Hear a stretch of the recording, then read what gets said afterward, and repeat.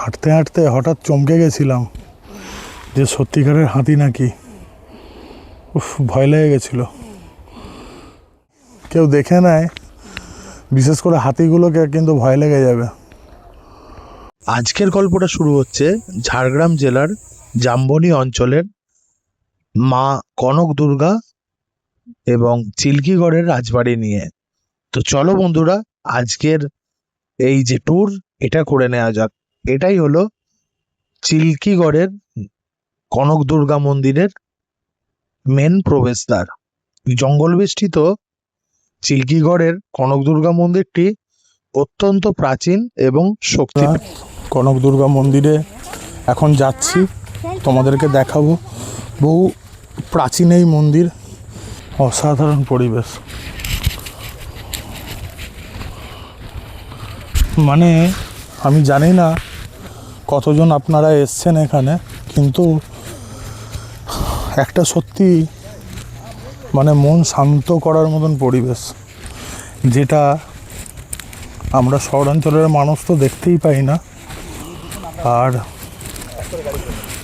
এই জায়গায় এলে আপনি বুঝতে পারবেন যে কতটা শান্তি, কতটা সবুজ এই জায়গা।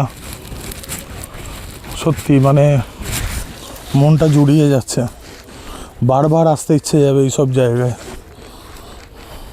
আর এইখানে কিন্তু প্রচুর ধরনের গাছ আছে, নাম না জানা প্রচুর ধরনের, মানে অনেক অনেক ভেষজ উদ্ভিদ থেকে শুরু করে অনেক ধরনের গাছ আছে। এই চারিদিক, এই মন্দিরের যে চারিপাশে বিভিন্ন ধরনের গাছ আছে। প্রায় 300-350 বেশি প্রজাতির গাছ এখানে দেখতে পাওয়া যায়। তো এগুলো এমনভাবে আছে, হাঁটতে হাঁটতে হঠাৎ চমকে গেছিলাম যে সত্যিকারের হাতি নাকি। ভয় লেগে গেছিল। আর এইদিকেও সেম করা আছে হরিণগুলো। হঠাৎ করে যদি কেউ দেখে নেয়, বিশেষ করে হাতিগুলোকে, কিন্তু ভয় লেগে যাবে। পার্কিং থেকে প্রায় 400 মিটার হেঁটে তারপরে এই মন্দিরে এলাম। মন্দির চত্বরে এসেই দেখলাম বেশ কিছু হনুমান এবং তাদের পরিবার একসাথে সুন্দরভাবে বসে আছে। প্রায় 700 বছর আগে চিল্কিগড়ের সামন্ত রাজা গোপীনাথ সিং দেবের রাজত্বকালে এই মন্দিরটি প্রতিষ্ঠা হয়। প্রচলিত লোককথা অনুযায়ী রাজা এক রাতে দেবী দুর্গার স্বপ্নাদেশ পান। দেবী তাকে নির্দেশ দেন তিনি ডুলুং নদীর ধারে জঙ্গলে পড়ে আছেন, সেখানেই যেন তার উপাসনা করা হয়। গর্ভগৃহের ছবি তোলা বারণ, গর্ভগৃহের ছবি তোলা যায় না, এটা মন্দির কমিটি থেকে বারণ করা আছে। তো ভেতরের ফটো ওই জন্য দেখাতে পারলাম না। বহু পুরনো, বহু প্রাচীন মন্দির। আর এই আদিতে দেবী মূর্তিটি ছিল অষ্টধাতুর তৈরি। কথিত আছে অতীতে এই মন্দিরে নরবলি হতো। পরবর্তীতে রাজা গোবিন্দ ধবলদেব নরবলি প্রথা বন্ধ করে দেন এবং দেবীর রুদ্রমূর্তিকে শান্ত করার জন্য সোনার মূর্তিটি প্রতিষ্ঠা করেন। তাই এই মন্দিরের নাম কনক দুর্গা মন্দির। এই সোনার মূর্তি থেকেই মন্দিরের নাম হয় কনক দুর্গা।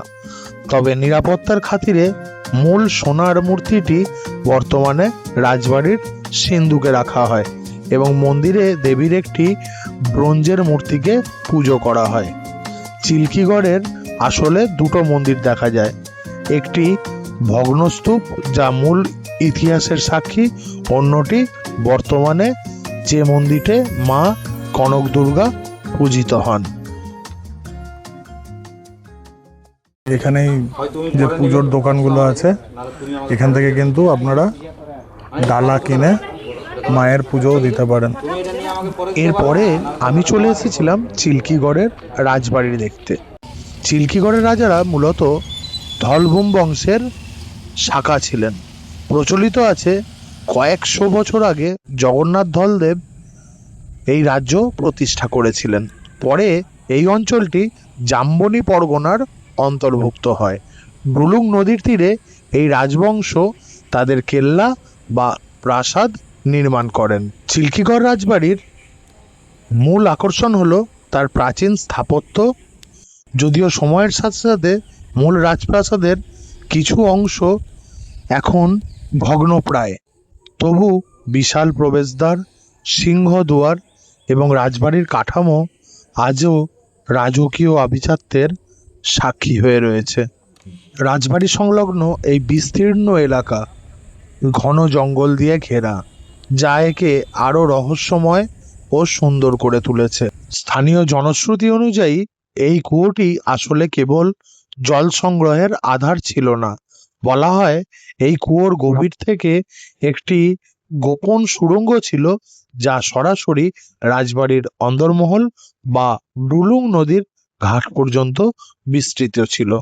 যুদ্ধের সময় বা জরুরি অবস্থায় রাজপরিবারের সদস্যরা, বিশেষ করে মহিলারা, নিরাপদে যাতায়াতের জন্য এটি ব্যবহার করতেন। গিয়ে মনটা সত্যিই শান্ত হয়ে গেছিল। আর এই রাজবাড়ির পাশে এই মন্দিরটা বহু প্রাচীন একটা শিব মন্দির, যা দেখে আপনার মন ভরে যাবে, কিন্তু রক্ষণাবেক্ষণের অভাবে আজকে প্রায় ভগ্নপ্রায় হয়েই পড়ে রয়েছে এবং অনেক জঙ্গল আগাছা তৈরি হয়ে। তো বন্ধুরা, যে ভিডিওটা তোমরা দেখলে পার্ট 1-এ ছিল আরামবাগ থেকে বাইকে করে ঝাড়গ্রাম যাওয়া, তার সম্পূর্ণ ভিডিও আমি দিয়েছি, এবং পার্ট 2-এ আমি দেখালাম কনক দুর্গা মন্দির এবং চিল্কিগড়ের রাজবাড়ি। তো ঝাড়গ্রাম যে ট্যুর, এটা 1 রাত্রি 2 দিনেও করা সম্ভব, 2 রাত্রি 3 দিনে করলে আরেকটু বেশি ভালো হয়। 1 রাত্রি 2 দিনে যদি তোমরা ট্যুরটা করো, তাহলে তোমাদেরকে ঝাড়গ্রাম পৌঁছে যেতে হবে 8টা থেকে 8:30টার মধ্যে। 8টা থেকে 8:30টার মধ্যে পৌঁছে প্রথমেই নিজেরা একটা টোটো বা একটা গাড়ি করে ঝাড়গ্রাম লোকাল সাইট সিনগুলো করবে। কারণ যেরকম তোমার ঝাড়গ্রাম জু, সাবিত্রী মন্দির, মা তারা মন্দির, তোমার একটা একটা ট্রাইবালদের একটা মিউজিয়াম আছে, ঝাড়গ্রাম রাজবাড়ি, যদিও রাজবাড়ি বাইরে থেকে দেখতে হবে, আর কনক দুর্গা মন্দির, চিল্কিগড়ের রাজবাড়ি। এইটা হচ্ছে নর্মাল ঝাড়গ্রামের লোকাল ট্যুরিস্ট স্পট বা সাইট সিইংয়ের জায়গা। এরপর নেক্সট ডে, ওই দিন রাত্রে কোনো ইকো রিসোর্ট বা হোটেলে স্টে করে পরের দিন সকাল সকাল ব্রেকফাস্ট করে চলে যেতে হবে বেলপাহাড়ি এবং কাঁকড়াঝোড়।